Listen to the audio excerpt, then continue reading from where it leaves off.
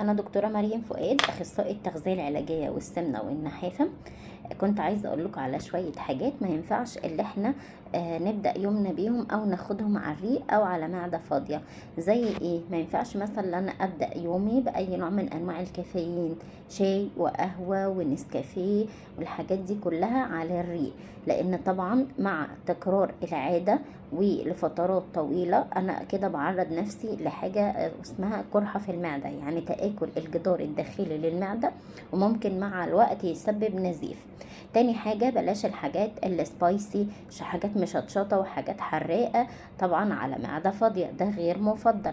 تالت حاجة التدخين برضو، احنا عارفين ان التدخين اصلا مضر بالصحة، ما بالك بقى من الناس اللي بتبقى ماسكة كوباية الشاي مع السيجارة. فالاتنين يعني بتبقى عادتين مدمرين جدا وغير مفضلين بالمرة اللي انا ابدأ بيهم يومي.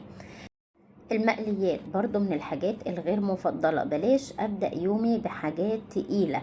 الناس اللي بتاكل مثلا طعمية وبتنجان مقلي وبطاطس محمرة وكل ده مرة واحدة، بعدها بتقول ايه، انا حاسس ان انا تقلان، انا حاسس ان انا معدتي كده تقيلة، او انا حاسس ان كأنها بتغلي. بلاش الحاجات ديت. ليه يفضل ان انا أبدأ يومي بحاجة بتديني طاقة، مش أكل يسحب مني طاقة. كل ما كان بدايتي صح كل ما أنا أقدر أكمل يومي صح. المرات الجاية هقول لكم إيه أفضل حاجة أبدأ بيها يومي، بحيث أنا ما بقاش تعبان باقي اليوم وبقى قادر أبذل مجهود.